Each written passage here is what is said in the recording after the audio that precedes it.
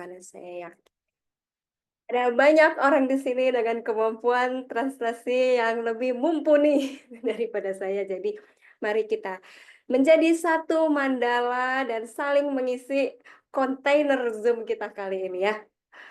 Sama-sama. Oke. Jadi, izinkan saya untuk mengulangi kembali kesimpulan dari apa yang disampaikan oleh Van James setelah kita berlatih membuat mandala. Oke.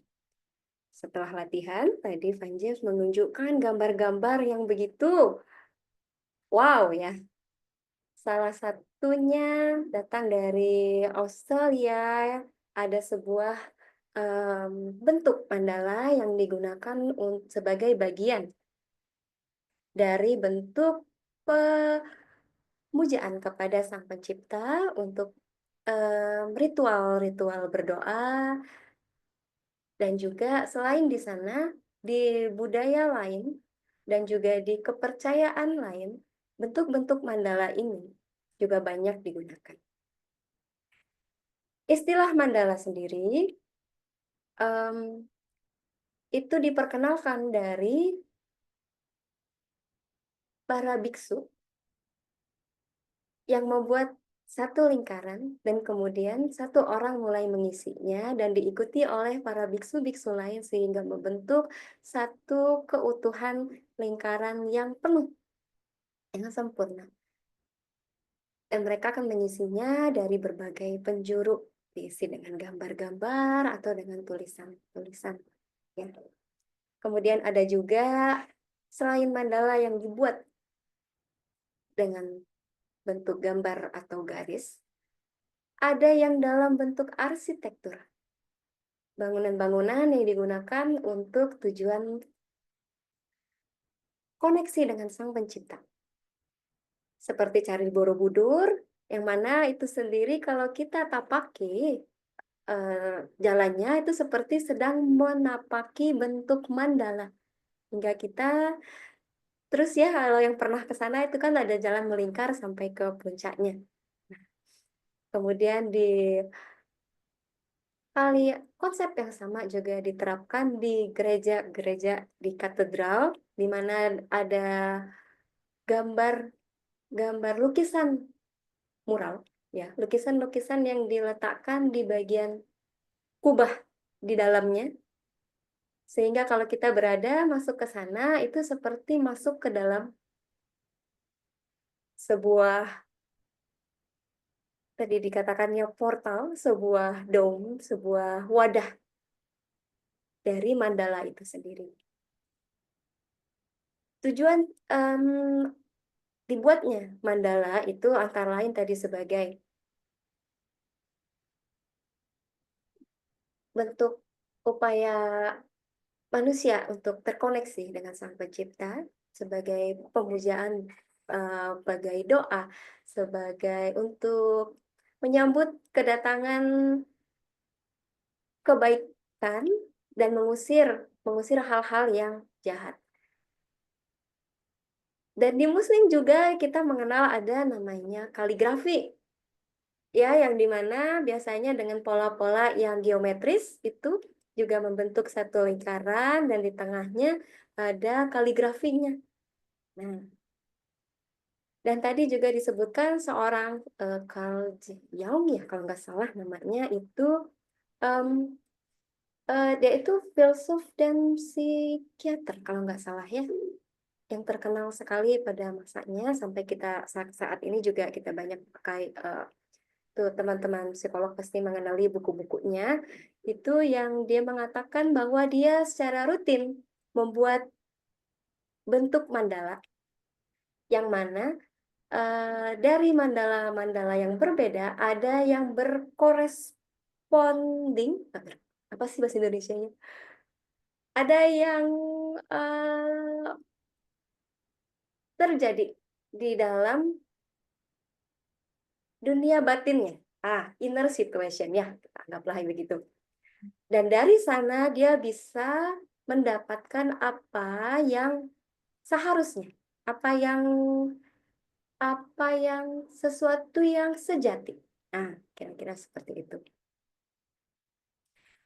Rudolf Steiner juga membuat pola-pola mandala yang dia Eee, ciptakan sendiri ya, yang dia buat dari hasil observasi dan hasil studinya, yang dikenal dengan Seven Planetary Seal. Seal, SEAL ya, seal itu bahasa Indonesianya apa ya, seperti, apa ya bahasa Indonesia pada nanya, simbol, seperti perisai begitu, wah anggaplah ya, itu mah shield, tapi ya pahamlah maksudnya, tolong dibantu saya nanti ya, nanti tolong dibantu. Jadi yang melambangkan planet-planet.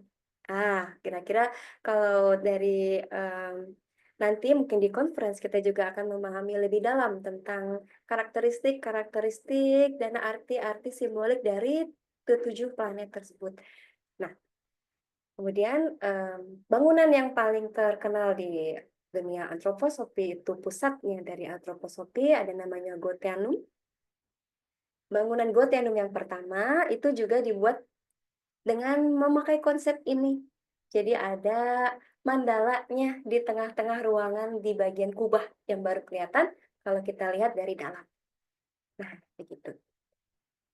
Kemudian tadi Van James juga menunjukkan ada verse, puisi ya, yang dibuat oleh Rudolf Steiner yang juga, di sana terkandung, mmm, makna bahwa tubuh manusia itu seperti sebuah wadah yang akan, diisi oleh sesuatu yang suci, yang berasal dari Tuhan, kurang lebih seperti itu.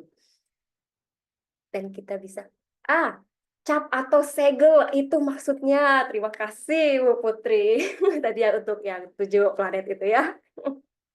Cap, nah itu. Kemudian juga, mulai masuk ke tubuh manusia ya. Tadi kan di luar nih. Di tubuh manusia sendiri, tadi ditunjukkan ada gambar sel.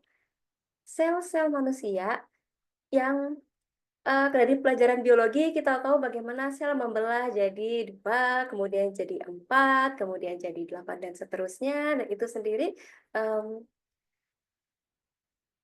seperti mandala tadi ya, bahwa sel itu juga merupakan sebuah wadah dengan yang itulah yang menginspirasi simbol-simbol yang akan menjadi mandala tadi. Jadi di dalam tubuh kita pun ternyata ada, gitu. Oke, sampai sini ada yang mau nambahin, ada yang mau melengkapi, atau muncul pertanyaan-pertanyaan lagi, kita juga akan kolek nih sekarang. Karena kita masih ada waktu sekitar 10 menit mungkin ya, timekeeper. Iya, Oh tuh. ya, Mungkin nggak mau nambahin sih, melanjutkan kali ya dari yang tadi sudah Grace translate gitu. Nantinya di workshop kita sih akan melakukan kembali mandala seperti tadi, dan seperti Van James tunjukkan tadi ada yang dari high school student kan, atau dari anak-anak SMA bahwa dia bikin dulu mandalanya secara lingkaran lalu sambil, reflecting gitu ya. Kenapa ya kita hidup di saat yang ini gitu? Kenapa kita lahir di waktu dan juga, eee, di tempat yang ini gitu ya, gitu. Ya mungkin secara pribadi kan kita juga kadang-kadang merasa bahwa kita juga tidak ingin dilahirkan di waktu yang ini, di keluarga yang ini, dan segala macam gitu. So it's jadi itu juga sebuah reflecting gitu nanti yang bisa kita lakukan bersama dengan mandalanya gitu. Dan juga makanya kenapa temanya juga Van James ketika nanti kita workshop di bulan Juli, temanya adalah, mengenai bagaimana kita juga, maintain and develop, bagaimana kita, apa ya bahasa Indonesia maintain ya, menjaga dan juga, mengembangkan nih, bagian dari sisi-sisi kemanusiaan kita gitu ya, dan diwadahi dengan tadi gambar mandala, seperti itu. Kurang lebih itu recap-nya, mungkin tidak precise satu per satu, per kalimat, Bapak Ibu, kami translate. Tapi Mhm, secara overall keseluruhan kurang lebih sih Fun Games memberikan sebuah apa ya, cuplikan tentang kira-kira apa sih yang akan kita lakukan nanti selama 4 hari di Bandung di akhir Juli, seperti itu. mhm, mhm. Lalu, juga tidak perlu khawatir karena latihan-latihan artistik yang seperti ini tidak membutuhkan bakat khusus ya untuk apakah harus bisa menggambar, apakah harus bisa menyanyi, apakah harus pintar menari, oh tidak. Jadi, tidak perlu keahlian khusus untuk dalam di bidang seni, tidak perlu jadi seniman dulu untuk bisa mengikuti conference yang ini.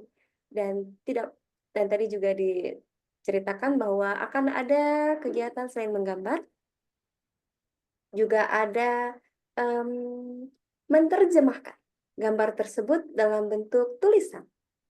Tapi tidak perlu juga punya kemampuan menulis, tidak perlu jadi sastrawan dulu baru bisa ikut di conference ini.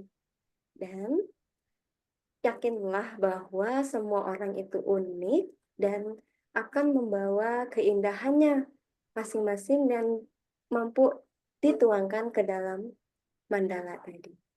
Kan kita juga tiba-tiba hari ini sudah bisa bikin mandala sederhana. Dan selanjutnya kalau mau diteruskan juga bisa diisi dengan apapun. Oke, tadi juga ada pertanyaan dari Bu Vivi, Pak Vivin. Can a senior high school student attend this conference in Bandung? Itu bisa kita jawab ya, Grace. Oke, oke, silakan Nina. Iya, untuk workshop art nanti di road di Indonesia International Conference of Anthroposophy ini maksimal sudah berusia 18 tahun.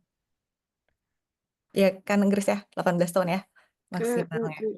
Kalau Seperti itu. dia Jadi high usia school, anak SMA mungkin bisa ikut tapi yang udah kelas 3 kali ya, Bapak Ibu. yang Gitu. mendekati 18 tahun lah, yang Mm. udah mulai, mandiri. Dan dalam artian begini, untuk memahami, what anthroposophy is, ini sekalian saya jawab yang, pertanyaan tadi lihat di chat ya. Somebody want a little explanation about anthroposophy in English. Um, so what I can say is it needs a certain level of maturity to answer a big question that been asked in anthroposophy on. It's like how we see, how we perceive ourselves and our meaning, like what Van James did in his exercise before. A certain question, like why am I here in this world, in this time, in this place? It needs deep, a certain depth of thinking, imagination, that you're able to reach for an answer deep within yourself.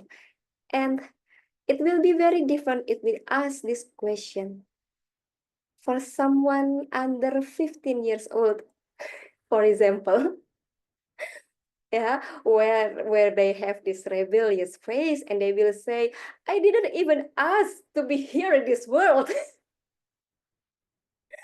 And if we ask this question into someone else, right, in their middle 30s or in their 20s, they will have a very different view on that question.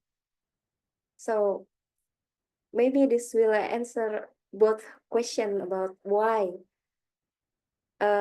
we set a limit for the age, because we assume um, someone under 18 years old maybe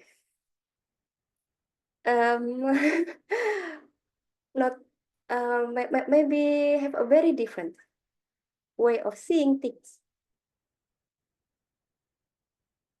on what anthroposophy trying to